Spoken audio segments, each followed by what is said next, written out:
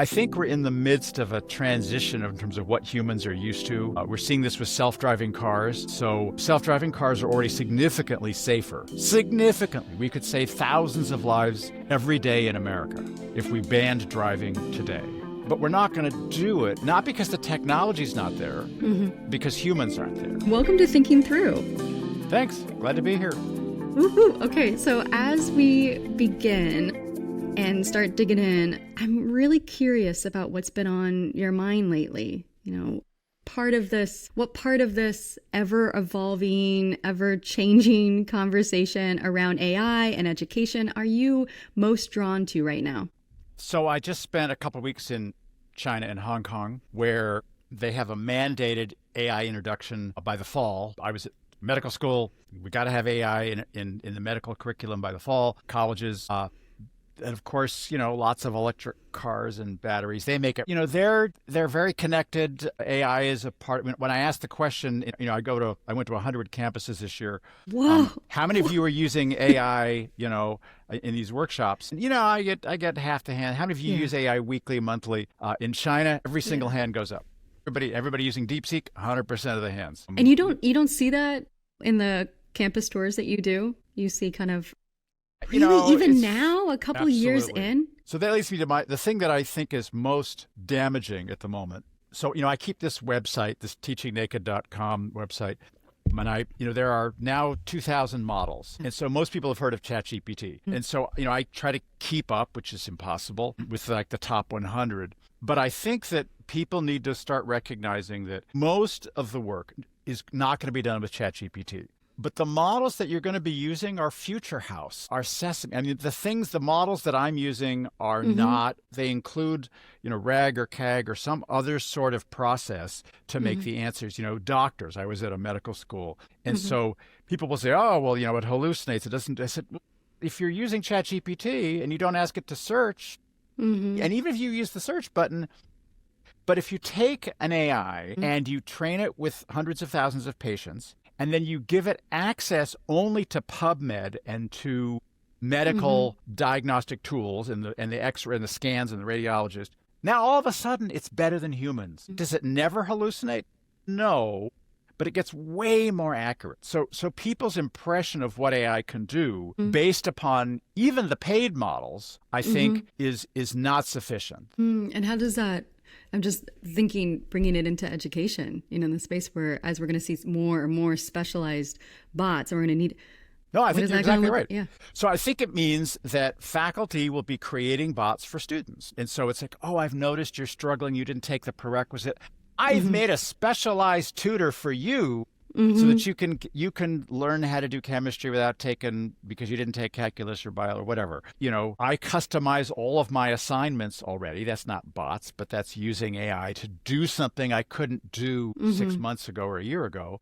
I think we're going to see a lot of assessments replaced with customized bots. Not going to give you a midterm this semester. I'm going to let you talk to Einstein, and Einstein is the thermodynamics module, and he's going to give you questions, and he'll also give you some help if you're struggling. But once you've convinced Einstein that you've mastered chapter 5, you will go on to chapter 6. So you've got to do this by Monday. So it's like the midterm in terms of its timed, et cetera. But instead of having everybody take the same midterm, everybody has a unique experience talking to this bot, which I then have a record of, so I know what questions you asked, I know how you interacted with it. And it's not impossible to cheat, but the truth is it's never been impossible to cheat. The industrious student will write things on the back of their hand or their shoe or whatever, and so we've always had that. But I think we're going to shift from I've got to catch you using AI to cheat to I'm going to use AI to make better teaching materials, better tools, more interesting things for students to do, more customized materials. And so I do think that shift is starting to happen. It's certainly starting to happen in business.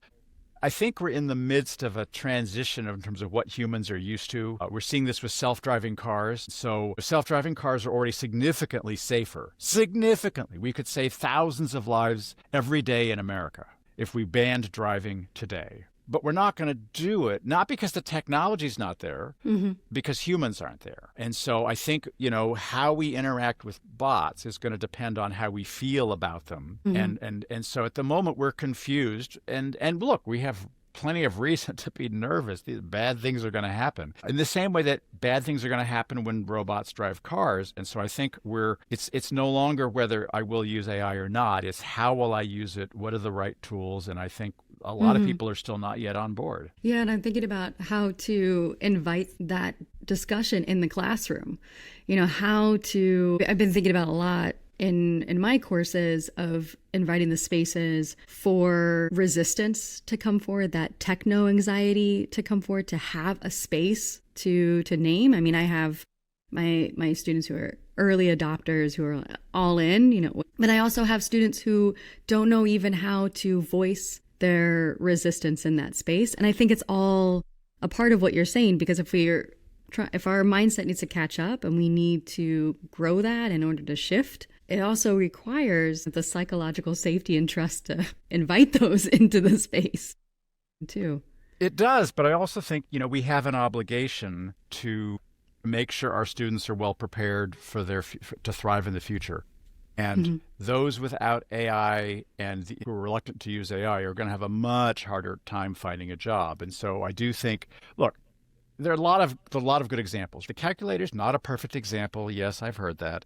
But it is a good example of some things. You shouldn't use a calculator when you're first learning to add, right? You should learn how to add. So the calculator did not change the need to learn how to add. But there are no accountants, none, in the world who don't use spreadsheets and computers and calculators. And you wouldn't hire an accountant who could do that. They couldn't possibly do your taxes on a piece of paper without a calculator. So the question the calculator raises is, when do I introduce the calculator? Not if, but when. Yeah. What do I have students do that's different? So the calculator changed how we taught math. We had to think about when pedagogical challenge, when do I introduce it? So I think for our resistors, look, we need to be concerned about the environment. We need to be concerned about ethics. We need to be concerned about, all the AI spam in the world. But you also need to know that there are going to be times when you're going to need to use it in most jobs, including being a doctor, including being an accountant. And so your boss isn't going to care. And again, one final example, the spell checker. Right? The spell checker doesn't make me a better speller, but it does make my spelling better. So my wife is a spell checker resistor because she doesn't need it. She's a great speller. She doesn't need it. But I need it. So I was an early adopter because I was a lousy speller. So I think we've got to recognize that the people who were not as good at writing or not as good at math or not as good at spelling are the first to say, "Ooh, this calculator thing is cool. This is fantastic. All of a sudden I can do math." So I worry a little bit that we're letting resistance. I mean, we should resist in other ways, but the individual usage is like saying, I'm going to drive my car, but I'm going to be a fanatic about water bottles. I worry that the AI resistance movement has gotten a bit of this, well, I'm not going to use it. But, okay, but policy level, you should be engaged at. But as an individual, you should be worried about what you do and when you do it. But your students all need to have some AI literacy. Oh, yeah, completely. Well, I mean, I'm an AI literacy professor.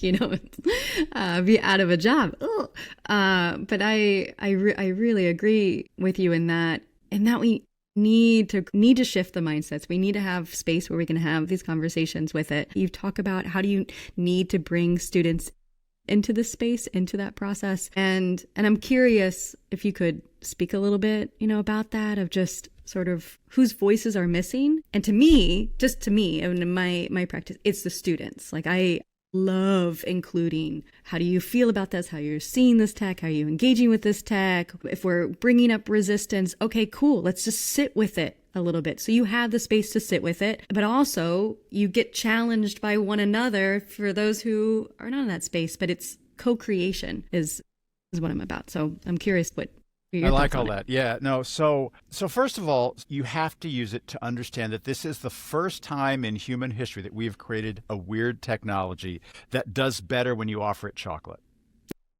some of the times. That's never happened before. It's just totally weird, right? That shouldn't be the case. And it doesn't always Wait, work. what do you even mean? Okay, offering it chocolate. Okay, just say, hey, could you give me a better answer if I offered you chocolate? Yeah. We'll often change the answer. And it doesn't always work. But the fact that it ever works is just weird, right? Or if you don't give me a better answer, I'll unplug you or something. That kind of treating it like a human, and it doesn't have emotions. It's not human. But when you threaten it or you say please, even, again, this whole thing about whether you should say please and thank you.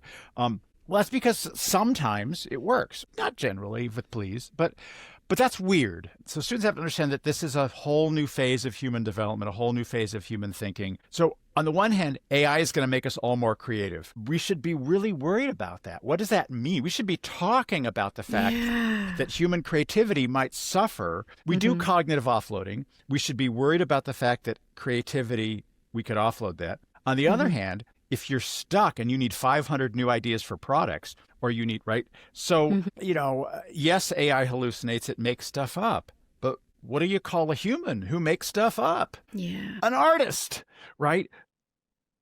So it has potential. So you have to be engaged. So yes, resistant, but you have to be engaged with this is a weird new technology that's going to change things. And that ultimately what we call cheating, business calls progress, right? Your boss is going to care less about how you got there. So I think the place that I'm seeing lots of growth across the country is people are starting to think about assignments that allow students to use AI, but to do better work. And so, I often say AI is the new average. It's the new baseline. If you can only do work that's as good as AI, you won't get a job because, right, I would hire AI. So humans now have to do better work than AI, and AI is the baseline, which is scary.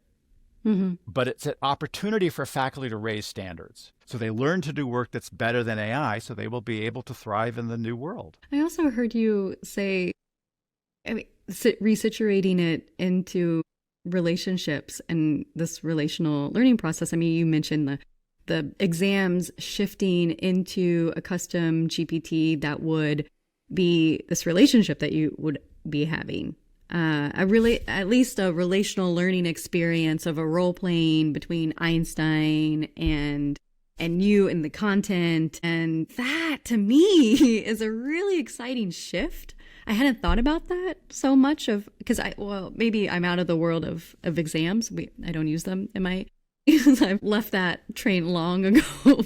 But still I'm thinking of my colleagues who do use them. So are you seeing this play out and trend, or is this still like, this is a great idea, we should be moving in this direction? Or are you also hearing teachers being like, yeah, this is how I'm using it to role play? Yeah, so there's a real paradox here before I answer your question. There's a paradox. Yeah. Give me the paradox. Which is that on the one hand, right, relationships have never mattered more. Faculty tend to get this backwards because we're rational, we love ideas. And so we tend to think that if I give you data, I will change your mind. And that doesn't work, right? We know that doesn't work. And if you don't know that doesn't work, right, just look in the White House. That authenticity works, right?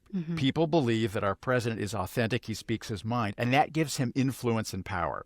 And it's a demonstration that people don't first say, are these facts right? I will follow the person with the best facts. That's how faculty think we think. But the way we actually think is, who's on my team? Who's my people? Who's speaking for me? You must be telling the truth. The other people must not be, right? And so relationships precede data. So before students learn in your class, they first decide, I trust you. You have my best interest. If you don't care, I don't care. Yeah. I have to believe 100%. that you can. So that happens first. And so we know that matters. Their instinct for BS is so attuned. I mean, they'll see that busy work, indicator. They're cut through. This person is authentic.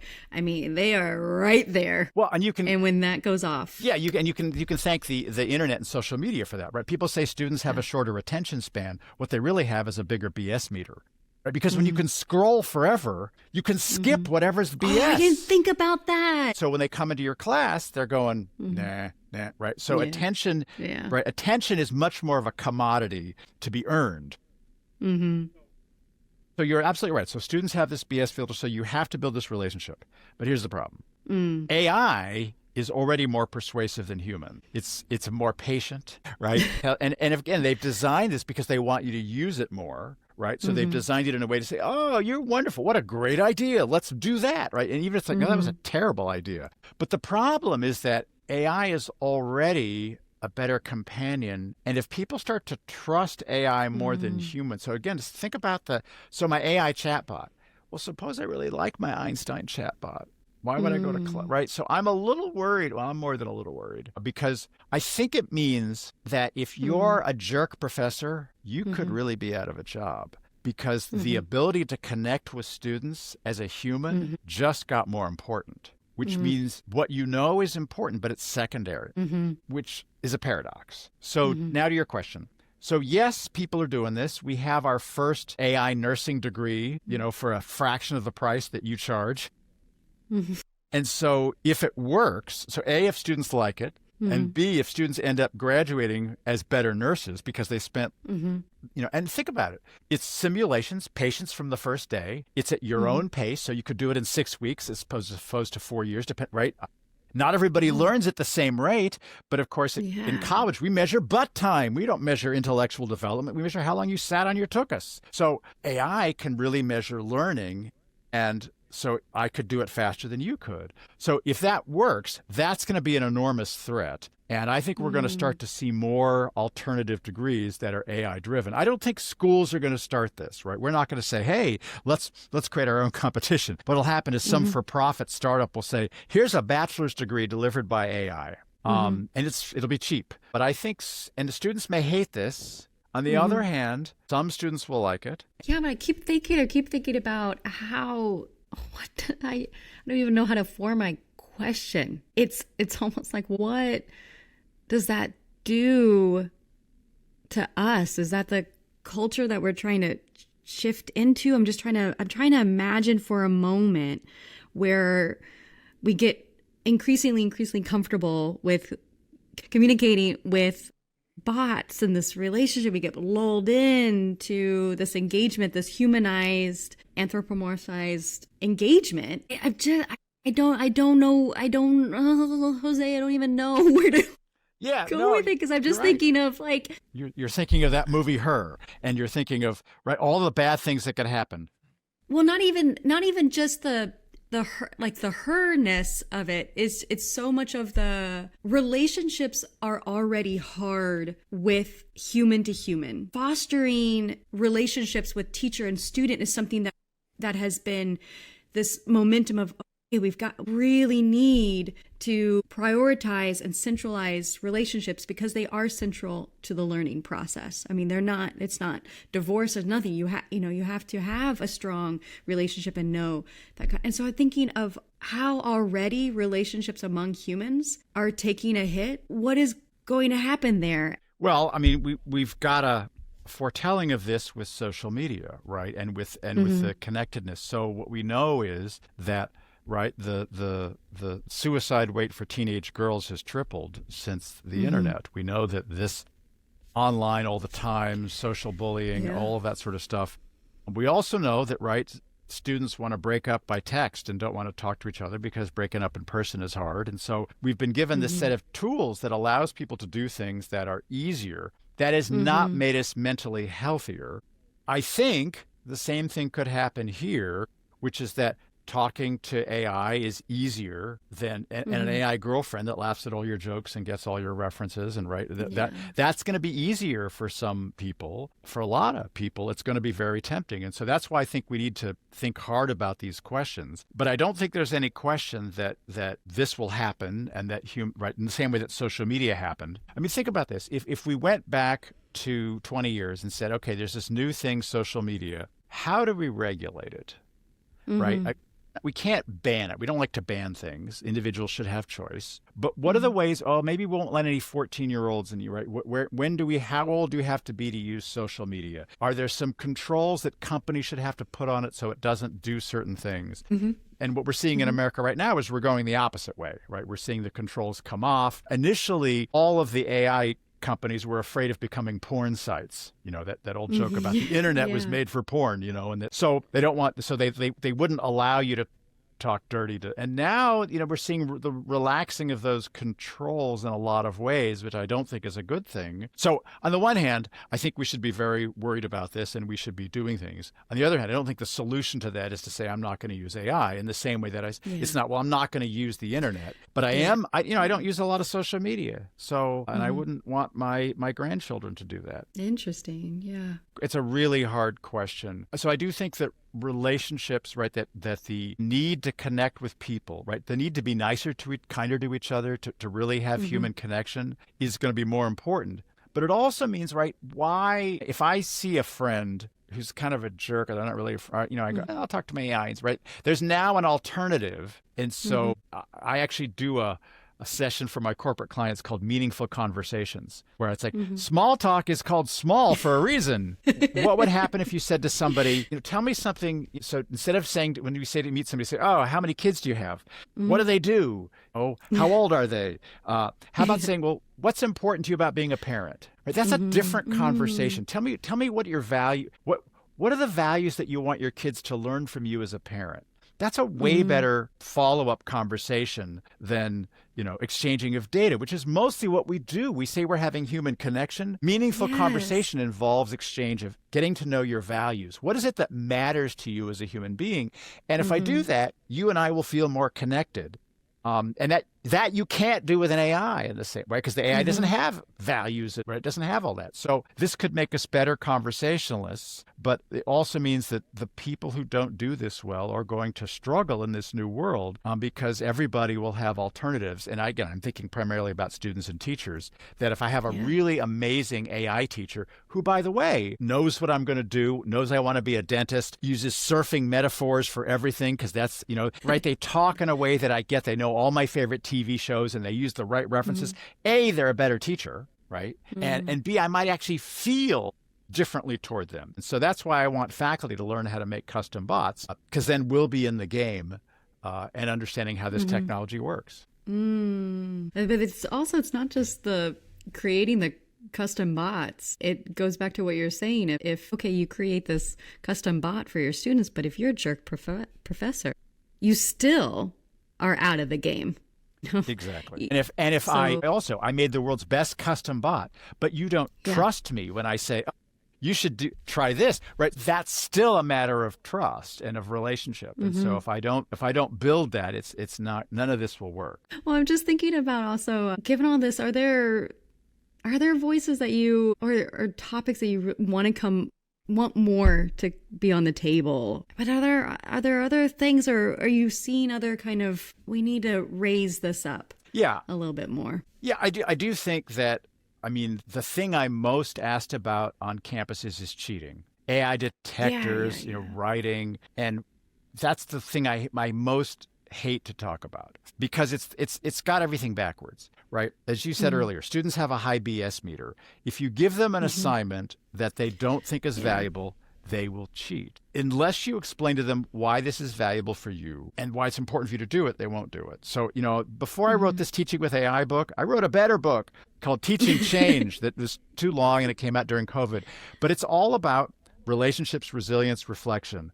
It's about my real job is to get you to change your mind, right? And so my summary of the book in 6 words is, teaching is really about I care, I can, I matter. That students have to feel that they care. They have to feel engagement. This is worth learning. But 2, they have to feel like it's possible, right? I can. If it's too easy, you quit. If it's too hard, you quit. And then 3rd, they have to feel agency. They have to feel like I need to do. Why can't somebody else do this? I could just look. Why couldn't AI do this? I have to believe that my doing it has value. So if we focused on those things, I care, I can, I matter, we wouldn't have to spend as much time worrying about cheating and detectors. I agree completely. I've been saying this for years, because I think go to the source of what motivates a learner to cheat. What is motivating? Yeah. Or even shift your concept of what is cheating. When I invite the conversations in my course, and we get into the more vulnerable kind of, they can feel like confessions where students are like, use ChatGPT to write this, paper. Okay, well, let's sit with it. Well, let's just talk about what is this tool helping you in a way that maybe, I'm not able to provide? Or what is the environment doing that's creating the space where you need the AI to be the hero and the story because the pressure's on or something, Well, that's because we've turned it into a transaction. Yeah. Students feel if I give you this, and look, students really do believe that you love to read 3-page essays on Hamlet, and that you want the world to have more. But look, let's talk about this. I think the most progressive AI policy in the country is, I was at St. John Fisher in Rochester in New York, and their new policy is no faculty can ban the use of AI in their classroom for brainstorming or getting feedback. You can ban other things, but here's a list of things that you cannot forbid students from doing. Expert users can use AI at the beginning and the end. I still do the work in the middle. It's the sandwich, if you like, right? But when I'm done, what would the opposition say to this? What would somebody from an extreme political view think of this? What would somebody who disagrees with this economic theory think of this? That's a great use of AI. So if a student says they used AI for the paper, it depends on what they did. It's not plagiarism. It's never plagiarism. It's not legally plagiarism. Plagiarism requires a human. You can't plagiarize from AI. You don't have proof. Thirdly, the Copyright Office says you can copyright it, right? It's not plagiarism. It might be cheating. It might be intent to defraud. It might be misuse. It might be over-reliance, right? So we have to have a larger vocabulary. We got to stop talking about, well, you cheated. Well, what did you do? Oh, well, you used AI to do the outline, but then you wrote every word? Okay. You used AI, but you didn't cheat. So we now have to think differently about where we set the boundary. But the boundary cannot be all AI, no AI. What matters to us, back to the calculator, is how did you use it? When did you use it, right? And so we need to be giving guidelines. So rather than saying, I need to have a policy as to when to restrict AI, what we should be doing is, your job as a teacher is to come up with guidelines for how to use AI in a way that's productive, both for the final product and for your learning. Because your boss isn't going to care. Your boss is just going to say, figure it out, get me a better product. So we have to be the people to say, before you use AI, ask this question. Is it going to make you smarter, or is it just going to replace thinking? That's a different way to say use it, don't use it. It's what are the conditions under where AI can make you more creative? So I tell my students, before you use AI, try these 10 different human creativity techniques. The Post-it notes, the point of reference. What would your customer say? What would your opposition, right? Use these techniques. And then when you get stuck, then use AI. Yeah, I think about that a lot. Circling back to that. I know. I always also have some of my colleagues will disagree with this, and it's fine.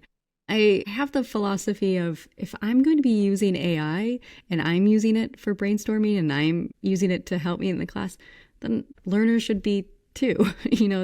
Otherwise there creates this weird dynamic of use, and then I hear, oh no, the students aren't ready for it. They're not ready to use that AI. It's going to lead them. And I go, how do you know? It's That's the question. Just yeah. That is exactly the question. So look, I don't think it would be terrible to say, yeah, you're not ready for this. I'm an expert. I know how to use it well. Okay. But how am I going to become right? But I do think it creates a very weird, I can use it to create your exams, but you can't use it. Yeah. I can use it to give you feedback, but you can't use it to... And students have snuffed this out. Students really, really hate this idea that you can use it, but I can't. But I don't think it's impossible to say, well, here are the conditions for good use that I have mastered. But of course, most people who are using it, they haven't mastered them. They're just using their power relationship. If I'm a really good user and I figured out how to do a certain kind of thing, I'm using it to give really good feedback, and I've given it a lot of calibration, and so it works in a certain way. Okay, you can't use it for that until you learn to be just as good. But the same should be true of faculty, right? I would say we should not allow any faculty to use an AI detector who hasn't taken a course to demonstrate that they understand what it actually does. If you want to use it, fine, but you've got to first understand it and make sure you know what it really does and not what you think it does. And so that should be mandatory before you then do this thing that could be potentially really harmful to students. Okay, so before we close, I have a question that I ask everyone who's been on the show, so get prepared, is, okay, a decade from now, what's a question that you hope we are asking about in regards to AI education? Well, the question I'm hoping we're asking before 10 years from now is how should we deploy this? Mm-hmm. Again, I think about a lot about social media. If we had known what was going to happen, we would have gone back and said, okay, we need to regulate this. We need to think of who uses it and where. And so I think 10 years from now, we will almost certainly be saying, oh, we should have thought of that. We should have recognized that this might happen to people who use this inappropriately or too young, or they're going to have relationships, and et cetera. And I do think we have an obligation to protect young people from this. I think we have to be much more careful about young people, and I think it includes college students. I think if we allow AI to subvert thinking, then we're in real trouble. If we let AI's abilities at creativity and at writing mean that humans are now less able to create and to write, that's a disaster for humanity. And I'm not worried about Christopher Nolan, because he does things nobody else does. But I do realize that those people who do CSI episodes should be more worried, because AI can probably do more creative, interesting, right? That it's just, it depends on what you're doing. And so the same for teachers, right? The best, most relational teachers are going to be fine. And so the question I would ask now is not should we, but how? And where is it appropriate? Where is it not? And in order to do that, we have to be engaged in what it can do. You've got to have a really good sense of what AI can actually do. If you're not scared to death because you've gone, wow, right? My colleague Eddie Watson says, it's like, is it an oh no or an oh yes moment? And if you're not having both of those all the time, oh yes, right? If you've not had dozens of those every day, you're not in the game. It's like saying, I used my dial-up modem and looked at Wikipedia and it was lousy. I don't have to worry about this. You don't have a clue as to what's coming. And so I think if you wait 10 years to get there, you're in trouble, because it's already the case that AI video is everywhere. There's a story the other day about all the elections that have been influenced by AI. It's already here. You can't just put your head in the sand and ignore this. And jobs have already changed. And it's not free ChatGPT. You have to use better. I'm less concerned that you pay for the ChatGPT. I'm more concerned that you actually try specialized models in your field. Future House, if you're a biochemist, if you've not used Consensus or Elicit or Storm from Stanford, you need to try a variety of these sorts of things to get a sense of, well, if I do it in this way, this tool has this. So, and if you my last one is Manus or GenSpark or the Minimax agent, all from China, it turns out. But here are two things I'd have everybody do. One is go to an AI, a free AI will work, Gemini or ChatGPT, turn on the search, right? Search and thinking, and then say, so I'm applying for a job at the University of X. Is there anything that I've posted or written about in the last 20 years that could get me into trouble?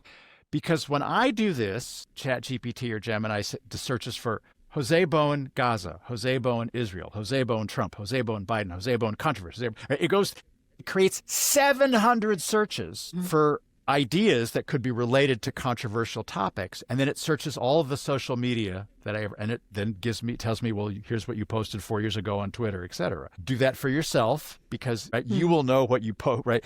You will be able to, you're an expert in the answer, so you have to start with stuff that you know. Then the next thing to try is go to Manus and pick a topic that you know well and say, so what are the trends in my field in the last 6 months? Find all of the papers that have been written about anything like this topic, organize them into files, and then download the PDFs of the papers for me to read. So no holders, right? I want to see the PDFs. And Manus is an agent that can do that. But remember to say this, but I want you to search for this bias, right? I'm a continental philosopher, so search for this bias, or, gender bias or Western bias. Make sure that you do a global search in all countries, in all languages, because now you're going to see things that you wouldn't have found on your own. And once you've done both of those things, I think most people will say, okay, there are some things that I cannot do that AI can do better. And those things are interesting. But if you've just tried to look up your dissertation on, or who won the 1972 World Series, those are stupid questions for AI. Google that stuff. And so you have a really false sense of where the potential is, because it's different. And so the question today is ask different questions of AI than you ask of other technology, because it's weird. It's not like anything you've ever used. And if you're using it like other technologies, you're going to get garbage. Thank you so much for this time. I'm really grateful that we could dive in. Well, I hope I didn't say too many things that were stupid, because I try to get things into short form. Sometimes it makes me like, oh, no, wait, I didn't mean to say that. I put 4 things together into one, and they were 4 things. So yes, my apologies. No apologies needed. No, this was so good and so rich, and I think helps frame the conversation in new ways that I think, at least to me, I was like, oh, this pumps a lot of freshness into the conversation that it's been really stale. I mean, I'm sick of this cheating conversation. It's cheating since I started teaching, close to 2 decades ago. It's been constant, the before times, even before AI, and how fresh you offered that perspective and broke it down, and also getting people out of their own AI tech bubble too. Let's pop it a little bit. Get out of ChatGPT. Go explore.